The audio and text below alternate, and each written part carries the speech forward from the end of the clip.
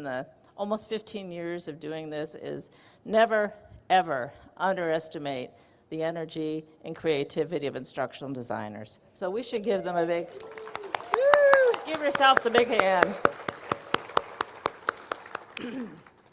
Okay, so I do want to say, we want you to be comfortable here. Health and safety is always top of mind. So please feel comfortable to mask or not mask as you see fit. And we do have the color coding dots for you, so you can indicate your preference for physical proximity. And let me say, sorry about my voice. Okay, and I have to apologize to you guys. I noticed in the app, my picture's like the first thing you see when you get past the home page, so sorry about that. I had nothing to do with that. But we want you to use the app to help you find sessions, find your way around. One thing that you won't find in the app is the town hall that we usually do. And instead, what we're encouraging you to do is look in the program and there are sessions that we call news you can use. Those are usually about what's going on at QM, so we encourage you to attend those, find QM staff, and have conversations with them, stop by the QM table. And I am going to share with you now a few good-to-know items. First, we want you to know that QM is now, IDs are going to be able to serve as reviewers on QM Review. So we have been asked for this for many years, and we've wanted to do it now for several years, but the technical difficulties of this, doing it in the system have been a challenge. We're going to be addressing those, and so you can look for the ability to be able to do that in 2023. Another thing you should look forward to is the MyQM platform. We are undergoing a full redesign, replatforming of the MyQM platform, and really focusing on UI and UX and the reporting capabilities, and it's going to be a really good tool for you guys to use. And that's going to, it's a very long process, so third quarter 2023 is when you can look for that. A couple other things for you guys to note. We started a quality and course sharing project. So for those of you who are familiar with QM's origin story, it's going to seem like we've come full circle with this. The more things change, the more they stay the same in some ways. This project is a collaboration with Acadium, which is the largest course sharing consortium in the US. Are our Acadium colleagues here in this room? Hello, hi Rob, good to see you. We're going to be working with experts and practitioners in the field to develop some student-centered standards and guidelines for quality student learning experiences in course sharing contexts. And so there'll be a session later today if you're interested in this. You've probably heard the rumor that we have the 7th edition higher education rubric update, and that's going to be released. The revised rubric will be released next year. We're focusing on enhancements that support equitable and inclusive course design and special considerations for synchronous hybrid learning formats. Many of you out here are on the rubric committee or supporting it in some way, so thank you very much for your commitment for that. And we'll have a little opportunity to recognize you at one of our luncheons. Another thing I wanted to share is virtual has arrived. You've probably not escaped your notice that there's much more going on with synchronous learning, and that's happening in QM workshops too. We're going to be offering more of those ever in 2023, the virtual workshops, and we're going to be using a new learning platform this coming year for our synchronous sessions. So Engagely is here this week as a sponsor, and I know they're out here as well, right here. So. It's an engagement platform for synchronous sessions, and so we're looking forward to that. And speaking of sponsors, we have a record number of sponsors this year. Our gold sponsor is Biometric Signature ID, and they're going to be contributing their expertise to our special sessions on academic rigor. Many of our sponsors have tools that QM is using for our own workshops. I think you guys know that. And we have collaboration agreements with others because we see the utility of their products and services for our community. Sorry. Dang COVID. So our sponsors see the expertise that you guys have. They're looking for ways to better support your work. So do go have conversations with them back in the meeting space because they really are looking to support and improve what they offer for the community. So, in addition to connecting with sponsors, there's going to be plenty of other ways to engage throughout the conference, including a fun book fair for our QM Gives Back campaign that we have held for the last 12 years. It is a way for you to have fun and do good at the same time. If you want to learn more about that campaign, we have information in the app. But essentially, wherever we go, we hold a QM conference, we identify an underserved K through 12 school in the area, and we run a scholastic book campaign. And every year, we're able to make sure every child in that school has a book, and the school has a little money to be able to purchase more. So it's a really good thing. It's fun. So stop by the book fair if you have a chance. So it's a great program we have in front of us for the next 3 days. So you've heard about the end. Now let's talk about the beginning a little bit. So I'm going to talk about the keynote, and why I'm doing that, I would like to ask our panel to come up and have a seat. So the keynote, as you've seen in the app, is thinking bigger and getting better at learning experience design and digital transformation. The keynote, we're hoping, will be a catalytic conversation with a diverse array of leaders to explore how we can move beyond focused work on quality online courses to a bigger and better build-out of our students' learning journeys.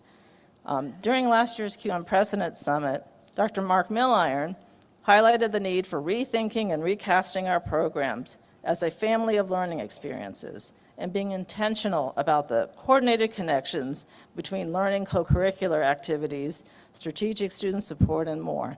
So this will be our the focus of the panel this morning. So let me give you a brief introduction. Their bios are in the app and on the website. Sorry about that. So, Dr. Mark Milliron is an award-winning leader, author, speaker, and consultant. He served as the Senior Vice President of Western Governors University and Executive Dean of the School of Education. He is currently President and CEO of National University.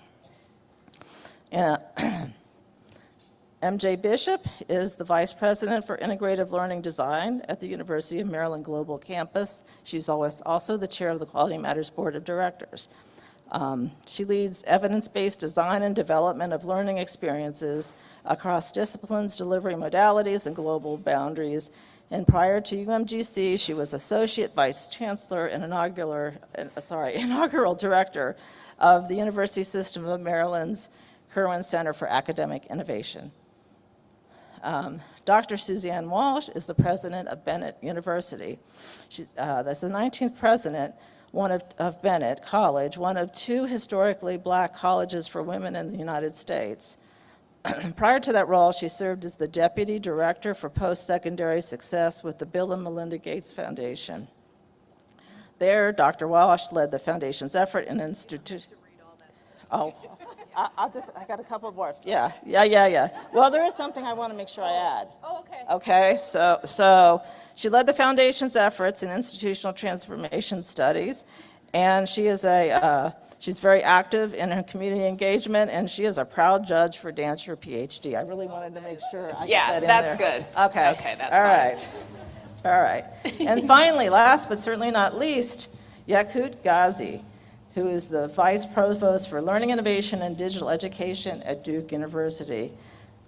Yakut's a dear friend of mine, and she is now the Vice Provost I think I just said that, right? At Duke Say it University. again. Yes, innovation and digital learning. Just embrace So it. she's overseeing digital and lifetime learning operations, including the pre-college and retirement programs. And prior to this, she was the Associate Dean for Learning Systems at Georgia Tech Professional Education. So I am going to turn this over to Dr. Milliron, and he's going to take it away. Good. Let's give these folks a big round of applause. And you. So we're going to get into a conversation this morning that I hope is going to jazz you up a little bit. Before we do, make sure you check your name tag. You should have a color code on there about your social comfort level. You have green, there is yellow, there is red, and then if you're really dangerous, you have spacesuit. Right? They were going in. I love that. Spacesuit coming on in. Hey, so our conversation today is going to be around this idea of, for the longest time, the QM community has been key leaders, in particular, in quality course design, bringing the best and the brightest to the highest quality course design out there. And I know you guys are deep into that. Part of what we've been talking about is this idea that, especially as we kind of come into our endemic phase, post-pandemic, we have to kind of open the aperture a bit. In fact, a whole lot. The last 2.5 years has been hard. Would you agree with me on that? It's been hard.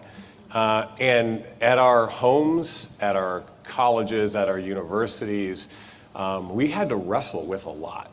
And one of the biggest things of it that it was interesting for folks involved in QM is, boy, we became important, right? Suddenly being able to do digital design became a thing. And everyone like, how can we do this more? How can we do it at scale? And people really began to think about how we can think about, let's really get to know who our students are, the challenges they're facing, and how we can design everything to create the wraparound connection strategies, wraparound services, student support services, integrated planning, to pull it all together so we can kind of get that full student experience pulled together in a really interesting way.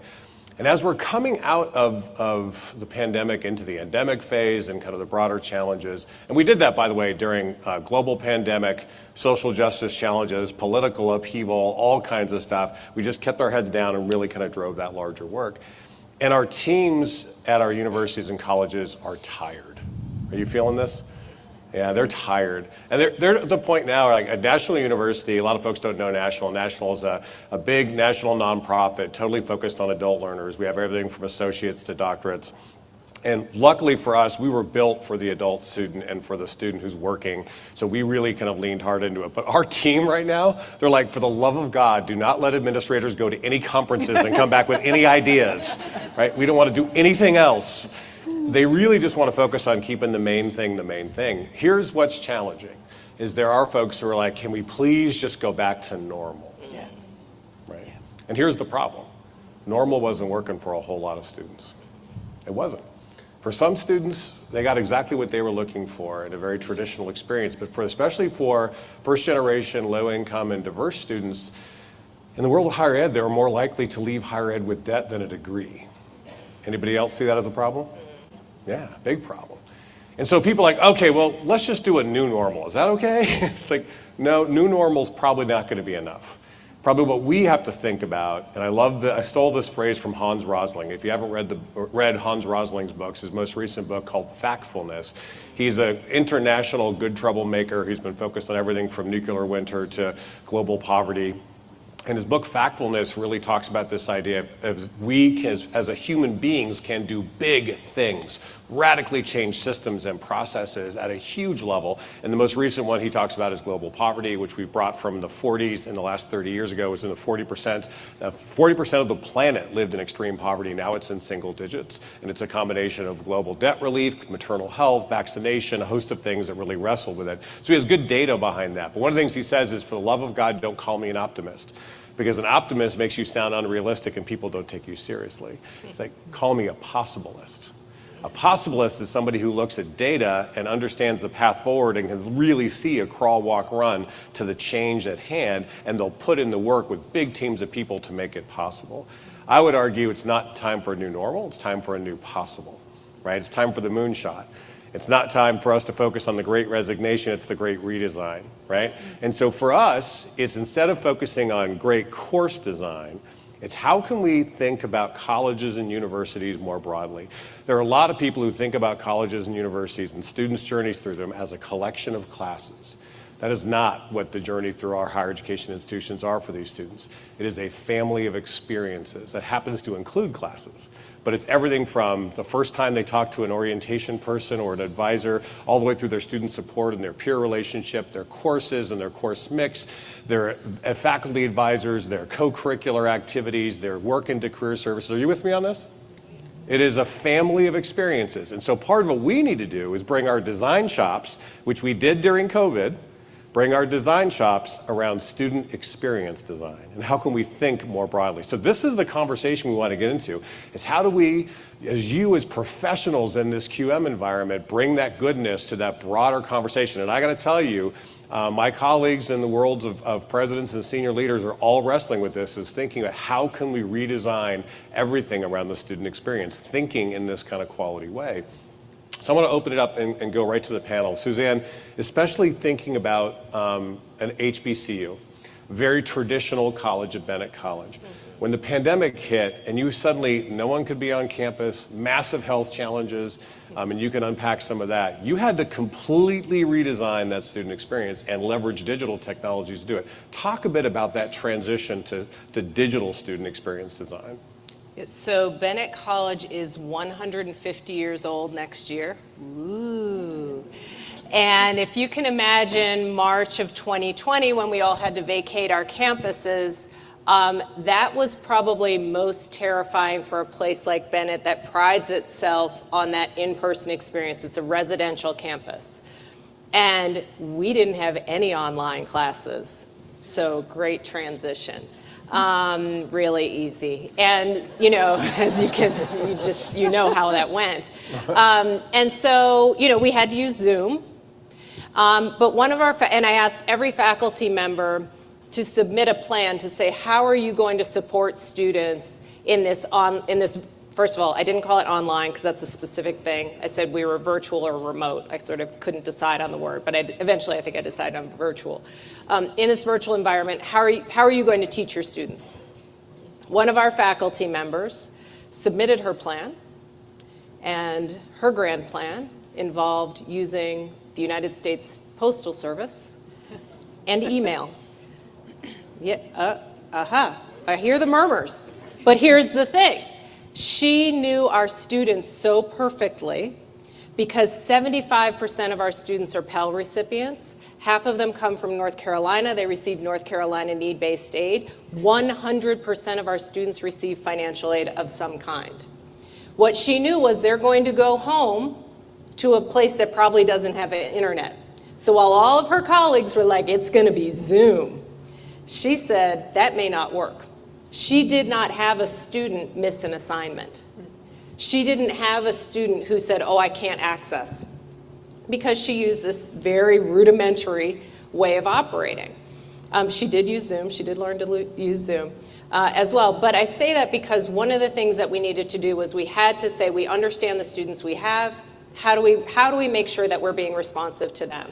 And just taking an off-the-shelf product wasn't going to work at a place that prides itself on that very close-knit environment. We're a micro college, we wrap ourselves around our students. So the other thing that we had to do is we decided very early, we're the first in North Carolina to say that we were going to be virtual the following year. We spent our HERF dollars training faculty, we used AQ, to train them to teach in a virtual environment. And so they were prepared for that year. I then spent that. Before you jump on, I want to just brag on Suzanne here. When she says they were the first in North Carolina, we're talking June of 2021, when the whole world was hope casting the fall was going to be fine, right? And her college said, we can't risk that. We don't see the signs that that's going to happen. And they said, we're going to go fully online. And she got lambasted. The state was furious about it because everybody else was planning to go full blast open, and of course everybody ended up having to go that route. But you added in fundamental redesign because you didn't just think about the modalities, you actually redesigned the learning structure around this. Yeah, so blew up the semester model. So I started in the fall of 19. and had already been thinking about what a different model might be, and the pandemic really helped. And so for that fall of 2020, so we took the traditional 16-week model and then turned it into mini-mesters. And so the mini-mesters are each semester starts with a 2-week session, and then there's a 7-week and a 7-week. In that 2-week, they're taking their introductory classes, but usually a special topics class. And it kind of it reminds students how to be a student, because, time off in between a semester, they forget. So it's a deliberate idea to ease them back in and to give them confidence. Then they do their 2 7-week sessions where they're taking maximum about 2 classes at a time. So they're still taking the same number of classes. We did this because when I started at that midpoint of the 16-week session, we had students who stopped out, usually dropped out really, at 8 weeks. And part of it was because they couldn't imagine taking 5 or 6 classes for another 8 weeks. They were mentally and physically exhausted. They were primarily leaving truly for mental health reasons and physical health reasons. So we redesigned. This reduced the cognitive load, but it also meant every faculty member had to redesign his or her class, all classes, every single thing. And so I think that was really important for us to do. And then I'm going to give one more highlight, and then I'll tell you the outcome. So the other thing that we did was I spent that year just watching to see, our students are called Bennett Bells. Can you still be a Bennett Bell if you never set foot on campus? Because that group of incoming freshwomen could not have tours, right? They never came to campus to visit, and then they were a student virtually. Can you still be a Bennett Bell at a place where the quad is everything? That student experience in person is everything. Midway through the year, I saw on Instagram that the freshmen were going to play video games one night. And so I was like, oh, we're playing video game? I invited myself, and because I love a video game. And so I invited myself. And that's important, because if it was an event that was for the president, everybody would be on their best behavior, and it's all, how that goes. And so I got in there and I played with them, and I watched how they were interacting. And had I not known that they had never met in person, I would have sworn they were like roommates and suite mates, and they had known each other forever. They had such a bond. That next fall, when we came back in person, they volunteered to be orientation leaders. What? You don't even know what happens on campus. But they felt such a bond to Bennett. We also saw one of our highest retention rates going from that virtual year to the next year. We were at 86%. This year, we're looking at, so this is now 2 years, we're looking at another somewhere between 86 and 89% retention rate. We redesigned everything. We had to say, what makes Bennett special? Can we bring that into a virtual environment? What are sort of the ethos of that Bennett experience that can be translated into a virtual environment? And it has to be our way. We had to create that sisterhood. We had to create the kind of wraparound services. We did mental health, like all of you did. Mental health services were virtual. We had to work with our health insurance company because it was used to an in-person model. But we tried to really work every aspect of the institution and say, let's recreate what we can in a virtual environment.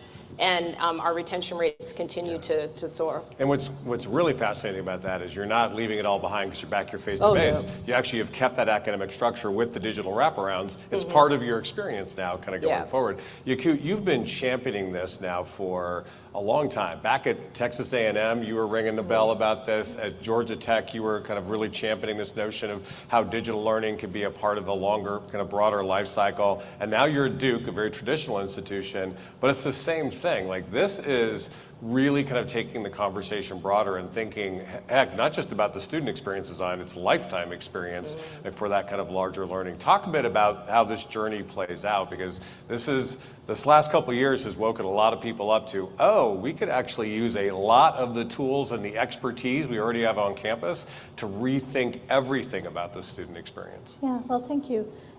So I'm sitting here, when I come to these kinds of events where it's like a nice venue, I feel guilty because I'm like, what have I done to be here and be among these amazing people at this venue? But as it was already mentioned, all of us in this room had a hell of a 2.5 years. So I think we deserve this nice time, right? So, so I'm enjoying, I'm soaking it in.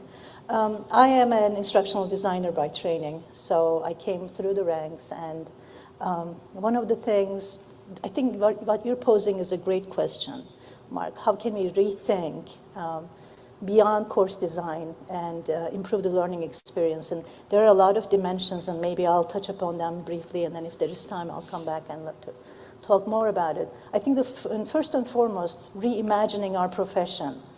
What are the opportunities beyond what we do today? It always pained me to see people with advanced degrees and sometimes terminal degrees in instructional design cleaning up people's PowerPoints. Yeah. Wow. And another observation over the years. Them figure out how to use the LMS. Right? So I'm going to come back on that. I think that's a key point.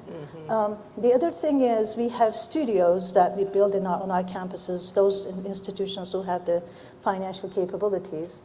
And then you look at the studio product and you look at the lecture capture product, or the faculty member recording through Zoom. It is a talking head in front of a PowerPoint slide, right?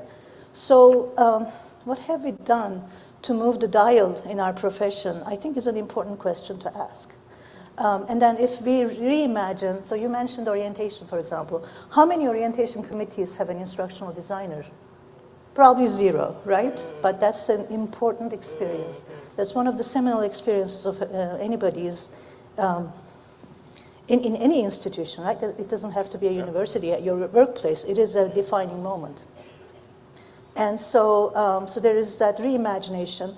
If we reimagine, what are some skill gaps that we need to add? So learning coaching, for example, is an important aspect of adult learners' life now. We all talk about how we need to build that operation. I'm having a hard time because it's such an intense role, right? You need to understand the credentialing space. You need to understand people's skills. You need to understand the job market. What kind of an individual? So if we take, for example, an instructional designer and form them into, because they know how people learn, right? Form them into that kind of role, what kind of skill gaps are there? We're talking about a 60-year curriculum and a 100-year life. And let's face it, after a certain age, it's very hard to learn new things. So there is, I don't know how new it is, but I learned about it recently, geriatric pedagogy. So how do we beef up the skills of instructional designers to move into that space? And then how do we change our standards as quality matters to create some rubrics or whatnot to move into this experience design? Experience design that is larger than the courses or the programs. So what are the standard implications for this new endeavor?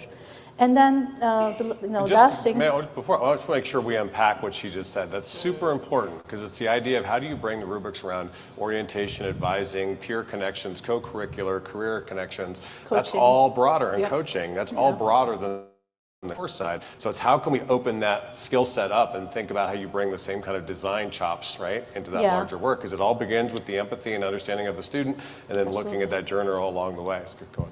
Yeah, and then one last thing, and I'm going to stop talking so I can learn from you. Is he going to ask me a question next? We got you. He asks good questions. And then lastly, I'm sure every single one of us are thinking, I have so much on my plate, and now we're talking about expanding. Right. And one thing I think that happened during COVID is we faced a problem of scale, right? We didn't have the resources to respond to the needs. So what did we do to respond to that scale? We improved our infrastructure to the extent that we can. We trained faculty more broadly. And then they took the responsibility of some of us that, normally do, like, Zoom sessions or, helping technical issues with the Zoom sessions. So we sort of unbundled some of our role and then broadened it a little bit. So what we're talking about here is essentially a problem of scale too. So how do we solve this problem of scale is we expand and reimagine our roles. And one last thing I'm going to say there is, your comment earlier, Jake, you go to the dentist's office, the dentist does not clean your teeth. The dentist comes and does the root canal. Terribly. Right. What are you doing? That's going to go over with faculty. But seriously, I mean, we shouldn't be cleaning up people's PowerPoints. So how can we unbundle the profession, create pathways for apprenticeship, and embrace the alternative credential space? I have not hired anybody as an instructional designer or instructional technologist that came through an alternative credential pathway. But then yet I'm like, yeah, alternative credentials, and we do this over and over in IRED. We do not eat our own dog food, so I think it's very important for us to rethink our profession in terms of creating those alternative paths to our profession, create apprenticeships, and embrace the alternative credential space. I think we're going to go for the drink our own wine analogy. That's not Not eat our own dog food. This doesn't like. That's a Microsoft thing, I think. It Microsoft is. stuff. That makes right? sense. Yeah, it is. So I want to take that conversation around the infrastructure piece of this, because one of the things we did learn during the pandemic is a lot of people are like, oh, we already have that? Like, yeah, we've had this for a while, you just haven't been using it.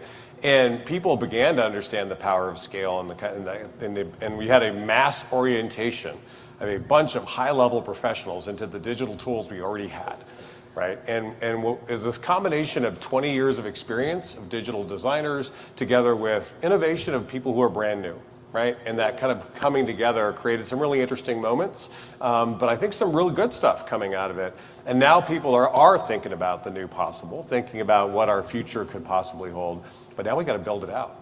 Right. And now we got to think about the change management of not just thinking about facilities, but thinking about digital. This is a big conversation at National University, this combination of our facilities, nu.edu, together with all of our digital architecture, and then what does that mean for infrastructure, right? Not buildings over here and our technology over here, it's infrastructure, because that's how students experience it. They experience it as one thing. So MJ, you're a pro at this, you've seen this, and these conversations are real and they're tough. Talk a bit about this journey as we're going ahead in terms of kind of leading both the change management and the infrastructure work. Yeah, so Deb mentioned prior to being at UMGC, I was at the system office in Maryland. So for 10 years, worked with the 12 institutions there, which include 3 HBCUs, as well as, of course, College Park and a variety of regional comprehensives. And, you know, the change management piece is tough, right? Because we're siloed. You know, we have been brought up siloed. We've got student affairs, we've got academic affairs, we've got the CIO, and everybody's doing their own thing, and never the twain shall meet. But your point is exactly right, that's not the way our students experience our campuses, right? So I think a lot of the change management and where that intersects with infrastructure needs to begin with thinking about our organizational structures. You know, I'm becoming a big fan of conversations around shared leadership and around, you know, the ways in which we can apply design thinking to a lot of these big problems. And I think it's going to take that kind of an approach for us to address some of these needs on our campuses, for sure. Because, you know, we can no longer assume that students learn in the classroom, and when they leave the classroom, learning ends, and then they go off and do that student affairs thing, and they get involved in leadership activities and those sorts of things there. I just, so at UMGC, I've had the great honor and privilege to build up a unit pretty much from scratch. I've hired a manager of learning experience whose job it is primarily to be looking outside of the classroom, outside of what we're doing, to take a look at the student portal, to be working directly with student affairs when our students go out into a tutoring environment. What does that handoff look like? How are we sure that their experience is optimally effective? And I want to dive in on that one in particular, because I think it's the connected learning experience that becomes a pretty big deal, because otherwise students end up in these like random acts of silos, right? So how do we stitch together and connect that learning experience? That's going to become one of our infrastructure challenges, right? Right, exactly. And it's already a little difficult to even know where to tell him to go, right? You know, you should attend this meeting, I think. I'm not quite sure what they're doing over here. These people, maybe. But elbow your way into this conversation, because I think that's something we want to know more about. What are they doing, and how are our students being handled there, and what does that handoff look like between their experience there and coming back into the classroom? But I also wanted to hit on something that both of my colleagues have mentioned as well, which, and I think you've said too, Mark, that, you know, I do see a big role for instructional designers in this space. And having been in that change management role at the system office as an instructional designer, I taught instructional design at Lehigh University before coming to Maryland. There's something about the way we think. There's something about what we bring to a conversation. I can remember when I first started, everybody thinking, oh, how did we find you? You know a lot of things. And I'm thinking, oh, there's a whole army of structural designers behind me that know as much as I do, but I wouldn't tell them that. I wanted them to think they'd gotten something really special. But,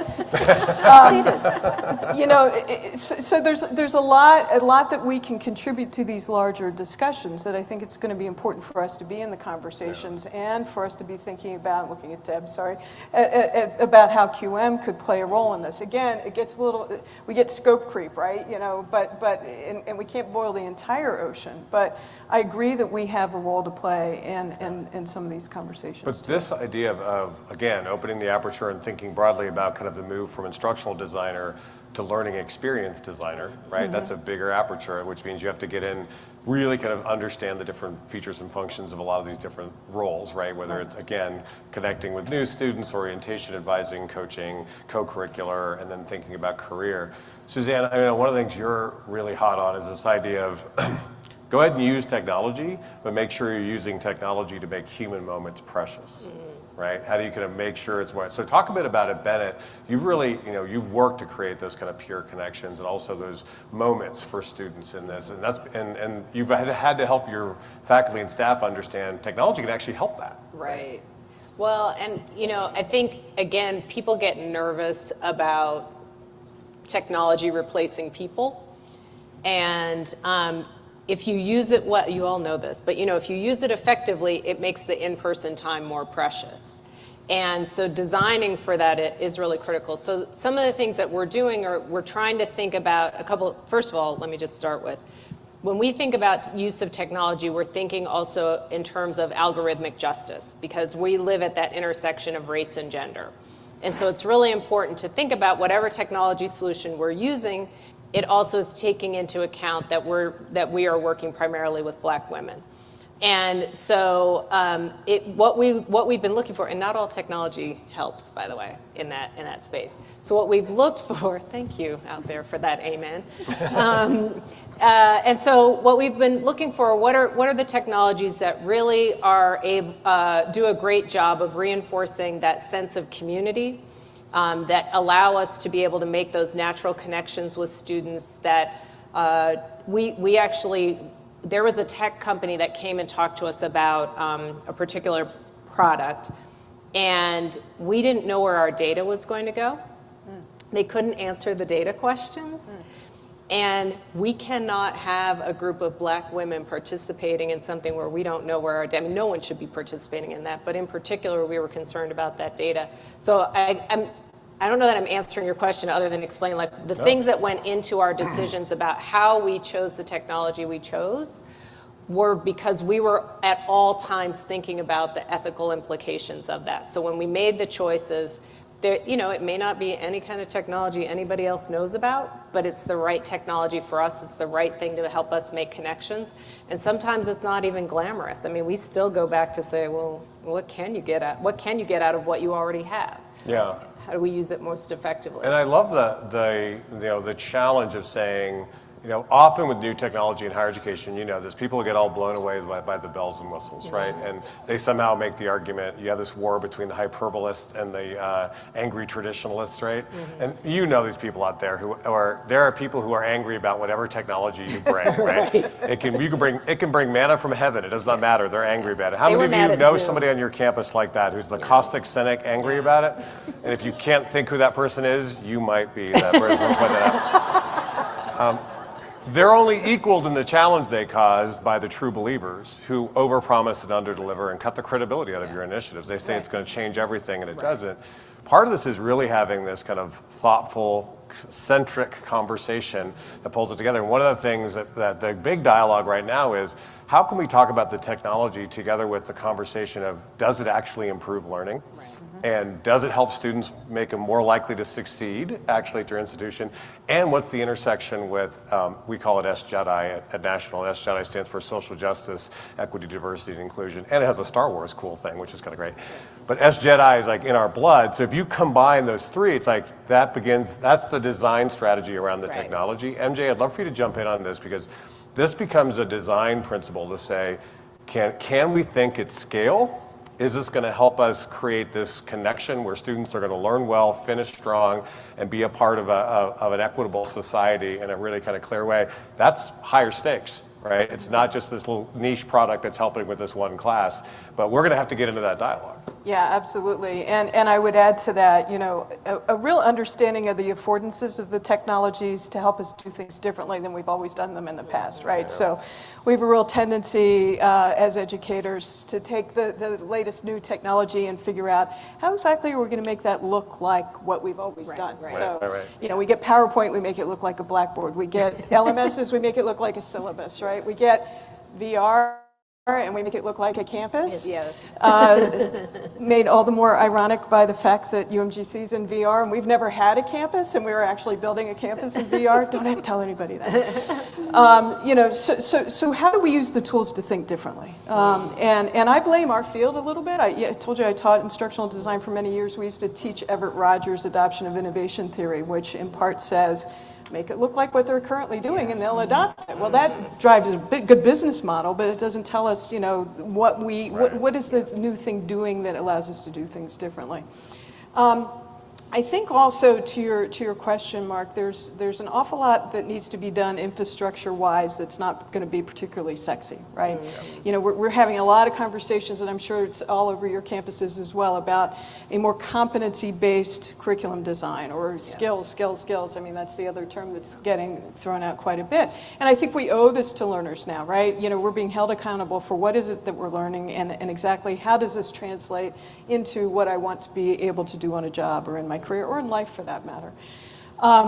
That's going to be hard work. You know, we're going to need to take an awful lot of individual courses siloed in the LMS and figure out how do we tag those for particular skills? How do we think more modularly about our content? I mean, you talk about blowing up the term. Right. Now we're going to start blowing up our courses. That's the learning model and modality challenge, right? And this is, I mean, write this down, circle it, underline it. Our work with skills architectures and our work with gradeless education, and by gradeless I mean kind of competency-based learning-centered education. One of the things we learned in the pandemic is it's powerful. It works a lot. Obviously, Western Governors has seen this scale for a long time, but we've really found that, and I'm just going to say this out loud, and this is working directly in student focus groups. The grade-based conversations are brutal, especially around mental health, when students have to spend so much psychic energy playing the game of grades. The game of grades is deadly, and they end up in this cycle of almost like this like blaming, shaming cycle with their faculty, where the grade-based system is a blaming and shame. They blame the faculty member, they get shamed by the back and forth, and it ends up in this really negative kind of thing around it, as opposed to, did I learn it? Right? And having the competency kind of like, and so the difference between a blame and shame cycle versus what I call a grace and challenge cycle. A grace and challenge cycle says, hey, the assessment says you're not there yet. Let's figure out how we get you there. Here are the resources that'll do it. Now let's go on. Grace and challenge is how, by the way, gaming works. It's how like a whole bunch of other stuff works. That model is going to challenge a bunch of us, because now we've got to help an entire infrastructure, but our classic LMSs don't provide that, right? Yeah, Our classic, we don't have the digital infrastructure to do that, but that means designers have to kind of come together and think about, because part of the grace and challenge and some of the skills can be learned in other things besides classes. Again, remember this line. College is not a collection of classes. It is a family of experiences that happens to include classes, but it includes lots of other things, the personal connections, the co-curricular activities, the interactions, the career phase, and that's where you're like, are we harvesting learning from, if you're doing learning experience design, you're gonna harvest learning from all that stuff. You could talk about this professional journey, because this is changing the profession of instructional design, right? Going to learning experience design, the aperture's got to be bigger, and probably the learning strategy's got to be bigger. Yeah. So in your opening remarks, you talked about being a possibilist, right? So maybe we're talking about learning possibilists, right? Like not learning designers or learning technologists, but learning possibilists. It can be in the classroom, it can be online, it can be on campus. Sounds very constructivist. Right? Okay. It is. I'm actually a behaviorist scientist, so okay, well then, you see, I changed paradigms yes, on there stage. you go. Right here. Man, In the moment. Saw it here. this is what we're talking about. Yeah, and my professor said, yeah, Yeah. skilled game. So now I lost my train of thought. I'm sorry. No, we're talking about the profession changing, right? Yeah, the profession is We need to be changing. learning possibilists. And you know, with this shift, and let's stick to learning experience design for the moment. For a long time, Europeans did not have instructional designers. Like that profession did not exist. That body of work did not exist. They called the body of work telematics. And then recently, though, they now have experience designers, not instructional designers. So they're focusing on more of an experience, not necessarily instruction, what happens in courses. So it might be interesting to watch what they do in that space. But I think our moonshot can get ahead of them. So you mentioned an army of people like you.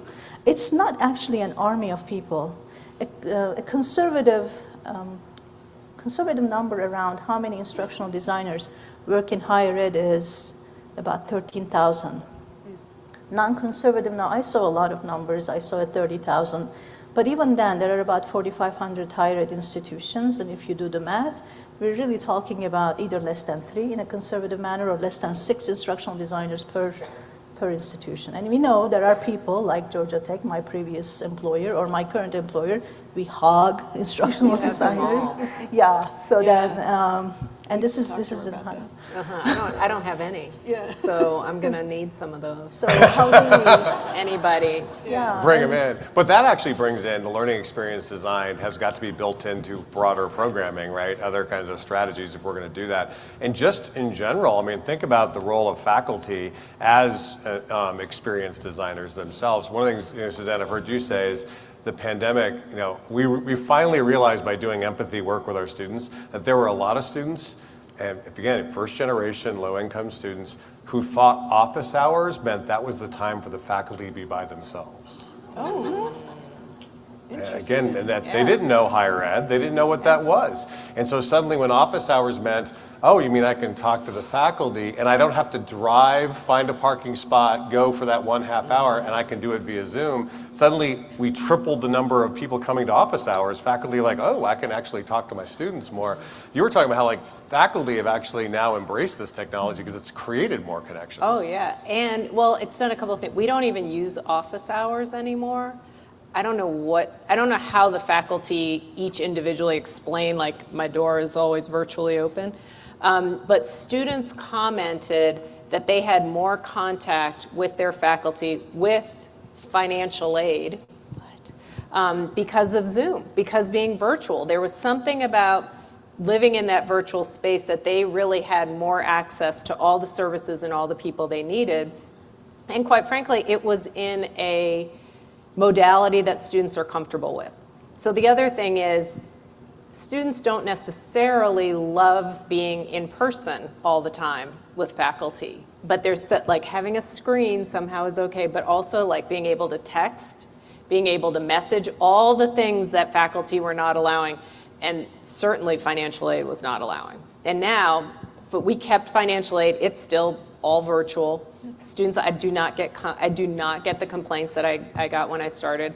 Having access to people when you need access to them has been a huge opportunity. And it just, I think, again, helped us with that retention rate because students felt like they could be always connected to the people they needed to be connected to.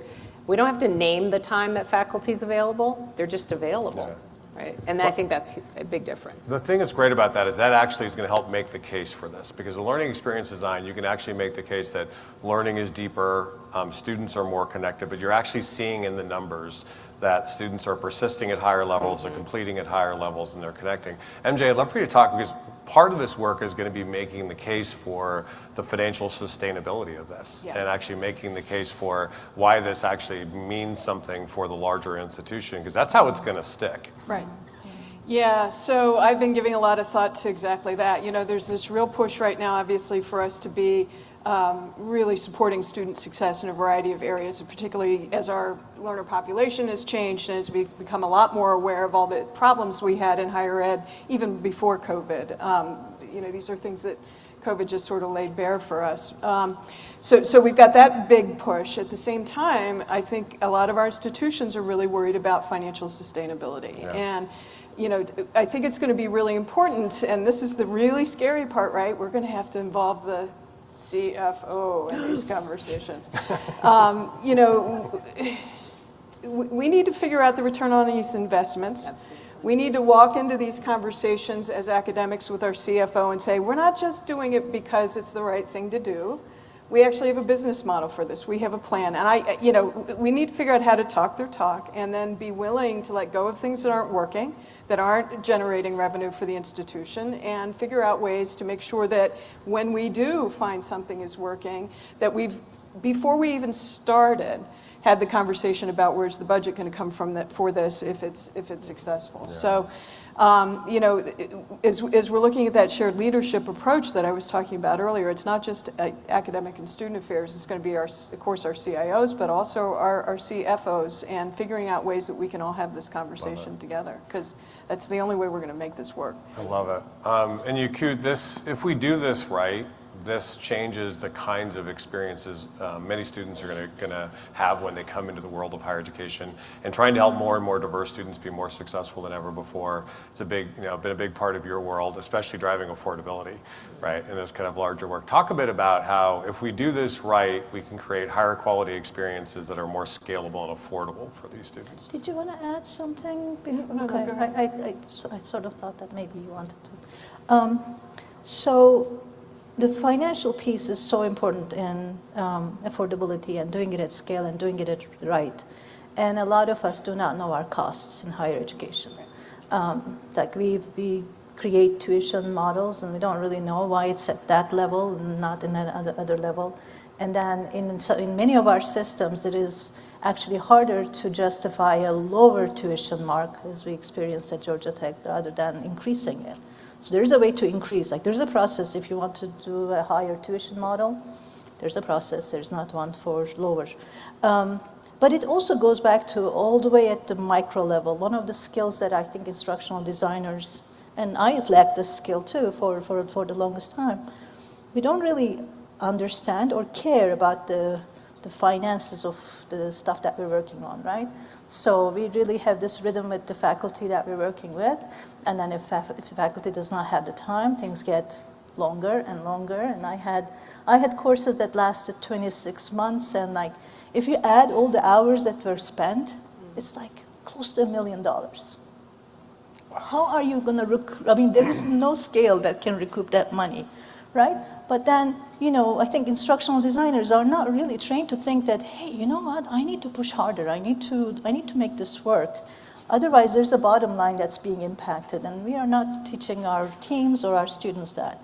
And I'm probably not answering your question, but I'm going to tie it back to, because, you know, we have someone who taught instructional design as a professor before. I wish there were closer ties between educational technology, educational psychology departments, and us in the field. And in all of these years, my limited experience with the departments that produce this talent have been really offering up internships and not really have a mechanism to provide input to the curriculum that they're teaching. And I think, you know, if we're now re-envisioning this space and talking about these skill gaps, it is going to be so important for these two groups. Like, you know, I don't go to AECT. I mean, it's been ages since I've been to AECT. I come to these kinds of things. And I think there are not enough places where we interact with each other. I like that about engineering. I spent a good portion of my career with engineering faculty in engineering colleges. They hold dear the core skills and sensitivities of engineering, but they do receive input from the industry.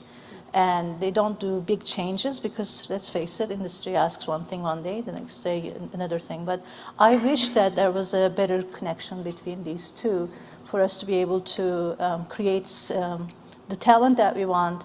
But again, I'm going to take it back to the affordability question. I think it's going to be very important for us to redefine this space, redefine our profession in a way that we open the doors to people with undergraduate degrees, people with associate degrees. Heck, you know, if a first-year student to start helping us and create a pathway to becoming an instructional designer. I don't know any other way how we can respond to the scale and affordability. I do think, if we're going to make this work, I mean, you understand how many students are struggling to navigate the pathway of higher education. Low-income first-generation students in particular don't have scaffolding, right, from friends and family who really help them kind of guide it. The more we can bring the design shops to help them kind of bring the pathway design into the work of the learning design, that's when it gets really powerful. We can suddenly start making a difference for millions of students as we're doing it. Let's open it up, take some questions from the audience, and we'll come back, and I've got some final questions for you all. Okay, this is when you all have a chance to come in and pressure test some power thinkers up here. I would love to get anybody who wants to kind of raise their hand and step in. This is where the best and brightest are recognized for responding early and often. So come on in. Questions Hi. for the folks up. Okay. Thanks so much. This has been amazing. I have like 10,000 notes on my phone. But one question I had is when you were talking about kind of blowing up the courses and thinking about how courses are designed in the modality, one challenge I've hit up against is the challenge of academic freedom. So my example is we have two different sections of intermediate epidemiology, and other than the one competency that they have to assess in that course, they're two different courses, and they like absolutely are not interested in finding any synergies, and it's the same course. So if I think about how I'm going to infuse the student experience and weave it through all of our courseworks, how do you get around that notion of like, this is my course and you cannot tell me what to do with it? So, if I may, jump in on this. I just had this conversation with a colleague the other day, as a matter of fact. We were talking about an astronomy course, and let me see if I can get this right. One faculty teaches it from universe to solar system universe to galaxy to solar system, and the other one teaches it from solar system to galaxy to universe. And I said, well, Deborah, I said, if we could modularize this course in a way that would allow the flexibility in the LMS for them to take those modules and do it whichever way they choose to do, while at the same time we're assuring that the assessments are aligned, who cares how they mix and match the modules inside the course? So I think there's, I hear you, and it's a hard nut to crack, and of course we've got the change management issues, and we're having hard conversations right now about, no, you can't change the assessment from section to section to section within the same course. But at the same time, I think some of this modularity can really help to open up that conversation and to allow faculty to have their voice in these courses in a way that will be fulfilling. And then I think, of course, we also have to redefine academic freedom for them a bit too, because it's not about changing assessments, and it's not about it flexing so much that I can't, as the downstream faculty teaching the next course in the program, I have to be able to rely on the previous faculty having hit the mark on certain things so that I can build on that knowledge. So, I think there's promise in the modularity to help to actually address some of the academic freedom conversations. Well, and it's, okay. No, you're good. I think it's also, doubling down, I think you're saying this as well, it's doubling down on those learning outcomes, because one of the things I was going to say is, this year I said to faculty, well, I asked them, that's in quotes. That's a leadership It's thing. a leadership skill. Yeah, Thank you that's for good. recognizing Yes, that. yeah. Yes. I asked a leading question. I said, what would happen if you could not offer exams? How would you make sure that students could demonstrate mastery of the skills and mastery of learning? And of course, we all know basically what the answers are, but it's really started to make our faculty think about what are those experiential components, what they've got to, well, because we had blown up the semester, they had to revisit learning outcomes anyway. But the next thing is to get to the assessment. And we have to move away from, as you were talking about, Mark, moving away from grades, we've got to move away from tests.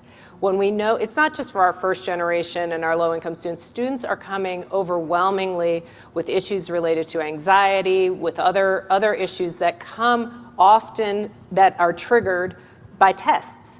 What happens if but they're brilliant students and they can do the work, they can demonstrate learning and mastery in different ways. So I think there's an opportunity to combine different ways of assessing learning, but also really coming back to those learning outcomes. Because in many ways, it doesn't matter how they get there in terms of the class, the order of the class, the modules. Did the students learn what they needed to learn, and can we somehow demonstrate that for that next class or the employer? I do think it's also going to be a matter of us catalyzing professional conversations around the outcomes, like whether or not students are learning well and finishing strong. And if we've got some really good data around, I mean, in the medical community, they will gather together around outcomes as professionals and say, is this working or is this protocol not working? And let's change the protocol. We as a profession need to have a conversation around that. That's part of the professional kind of like expectation should be in the world of academia, but it means we have to get those learning outcomes, right? To understand what's working and what's not for which students and be able to kind of rumble a bit, right? As professionals to figure out what that's going to be. Other questions? Mark, can I share something? Yeah, go, you keep them. While you're preparing your question. One thing that worked in our case is to move to the non-credit space to create something. And then the faculty once they saw that product, they started using it in the credit space. So rather than and it may not be possible at every institution, but if there's that pathway, that helped for us. Yeah, different ways of getting there. Go. Okay, I come from a little bit of a different background because I work at an entirely online institution. And yes, we have the challenge with student engagement, but what do you do for faculty engagement? Now that we're going remote and so many faculty positions are remote, we're finding that our faculty are becoming disengaged from the institution, disengaged from the students. Do you have suggestions on how we can get them more involved in engaging with instructional designers, with the students, and with the institution? I love it. I've got a bunch of thoughts as NU is mostly online, so I have a lot of thoughts on this, but I'd love to get your take. Well, we're also an entirely online institution at University of Maryland Global Campus, so this is a concern for us as well. Most of our courses are taught by adjuncts, and it just sort of feels like you put them out there and you're not quite sure what happens after that. We, of course, have some reports on faculty presence that are generated for our deans, for our program directors.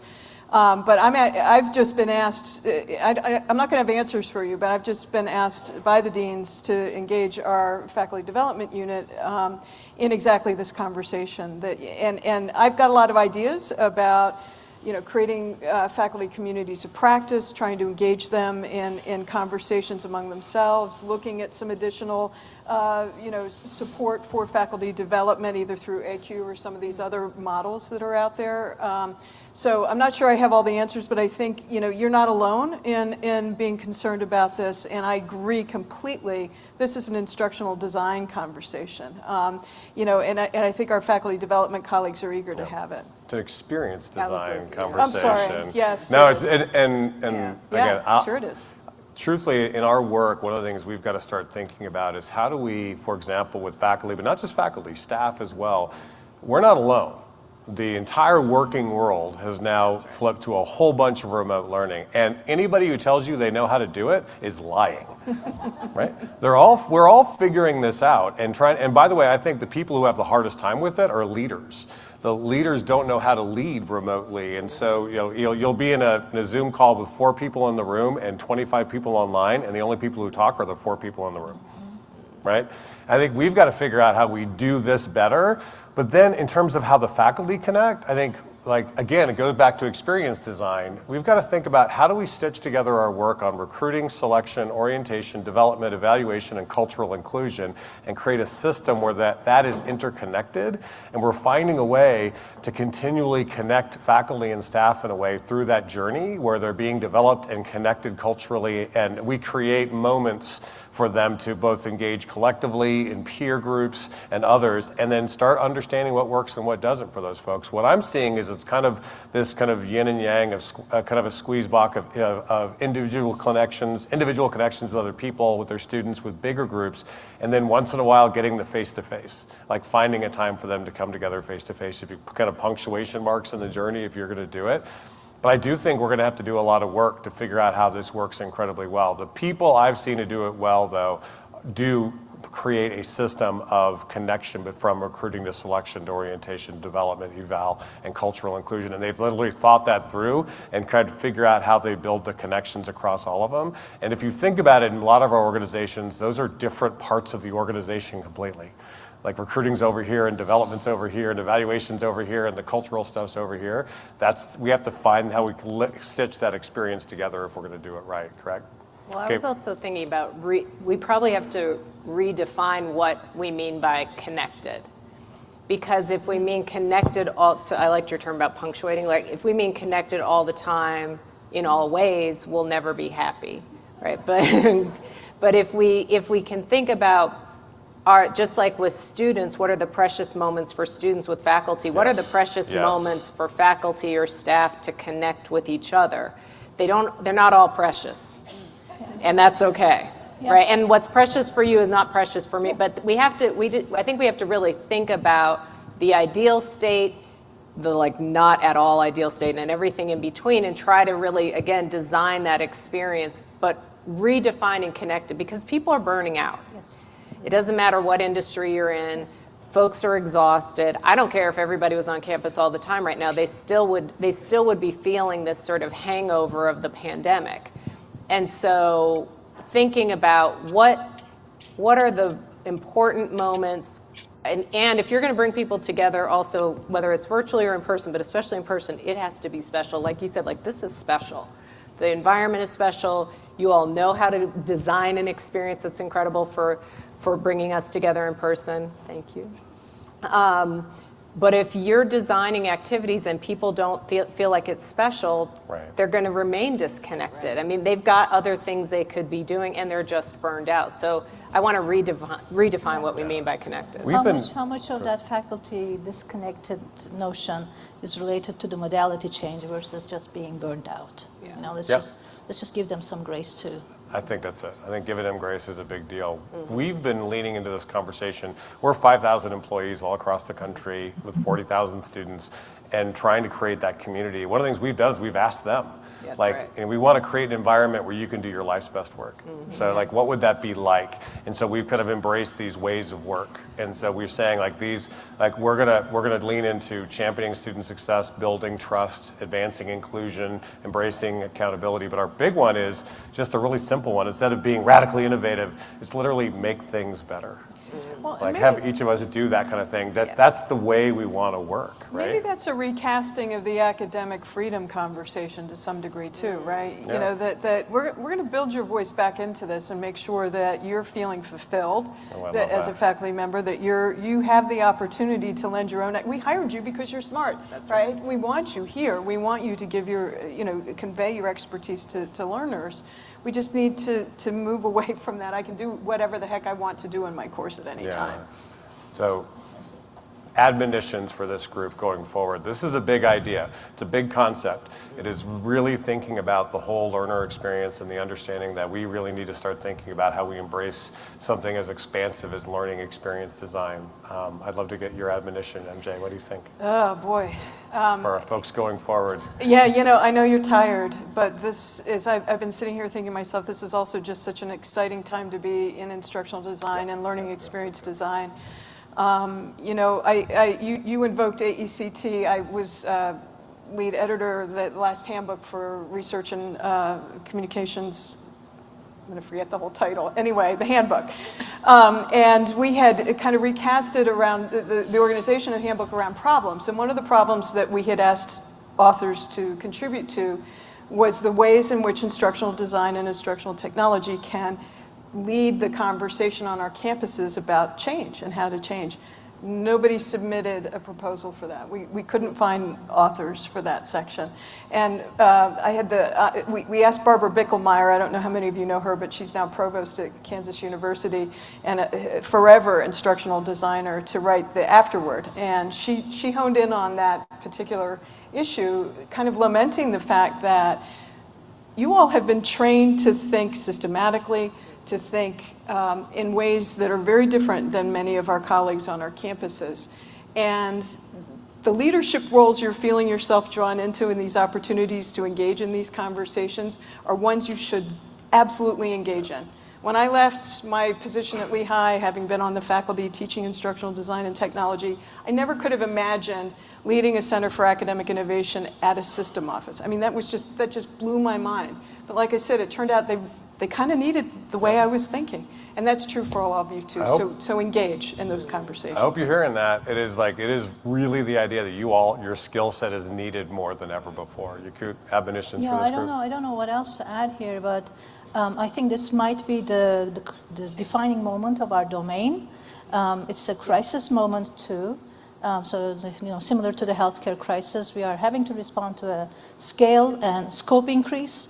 And so I think this is where we have to bring our thinking heads. And you mentioned change management. That's something that's missing in the curricula, right? I mean, essentially what we're doing is change at a micro level, and then we're now thinking about expanding it to a macro level. So how can we become change agents? The other thing is, I think, the importance of universal design, keeping that not only at the course level, but I think universal design needs to be a vernacular for our institutions, academic continuity plans, emergency preparedness plans, and let's be advocates for that too.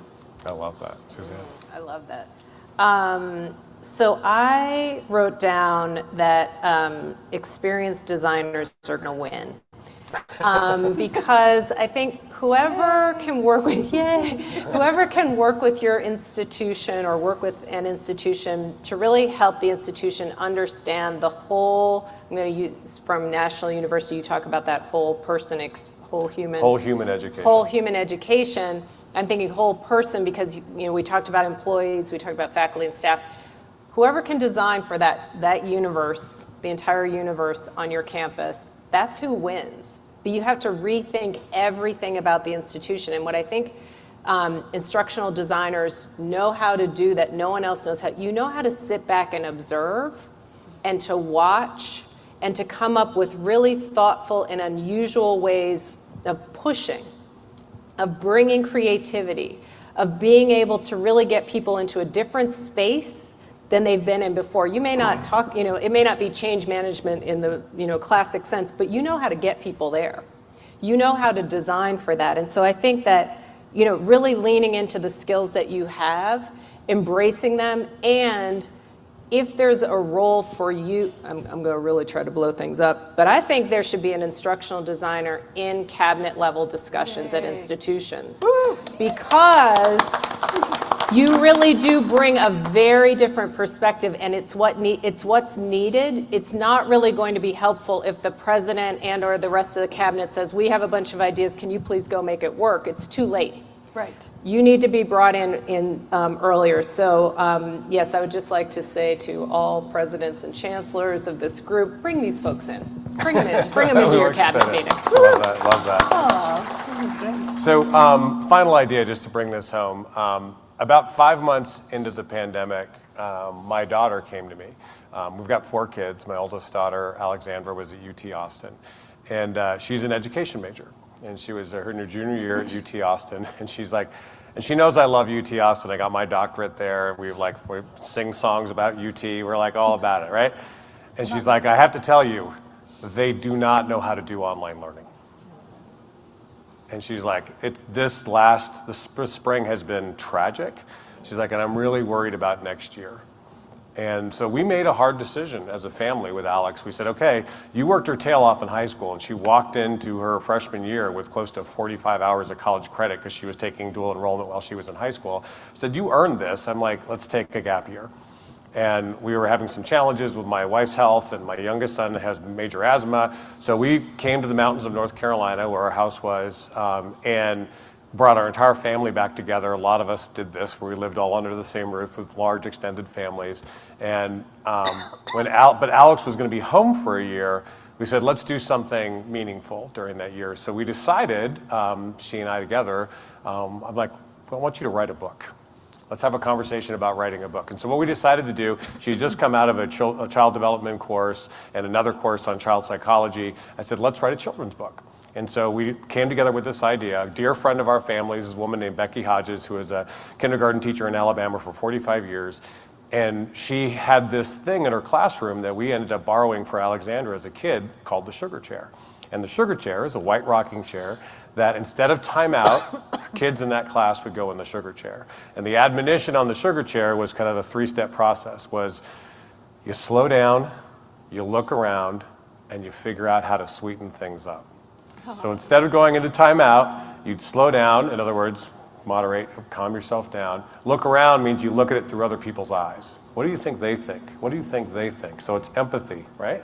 And then figure out how to sweeten things up. What's your plan, right, to kind of make things better? When you came together with your plan, you got out of the sugar chair. So it was a neat process, and we did that with Alexandra, and she loved it. And what she found as she got older is she had to go in the sugar chair when she was young, but then as she got older, she wanted to find a place, right? That was her sugar chair. And as she really got into her 20s, she wanted to get on the deck and be in a sugar chair to think and process. So we wrote this book, and we followed this puppy and this young girl through 3 stories, and it was all about the sugar chair journey. And it was a really neat thing to do with my daughter and kind of like get in that. And so the sugar chair stories came out about 1.5 years ago, and we did a bunch of kind of presentations on it. But the thing that was really neat about it was just the realization that, wow, this is actually an education story. Because as we're coming out of the pandemic, holy smokes, do we need a sugar chair.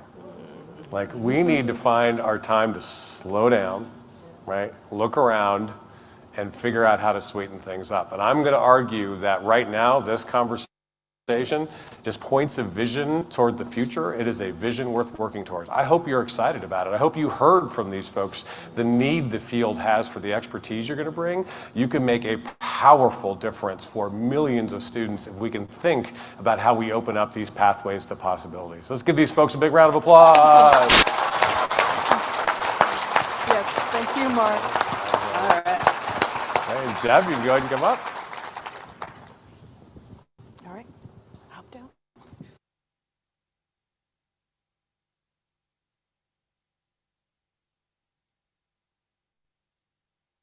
The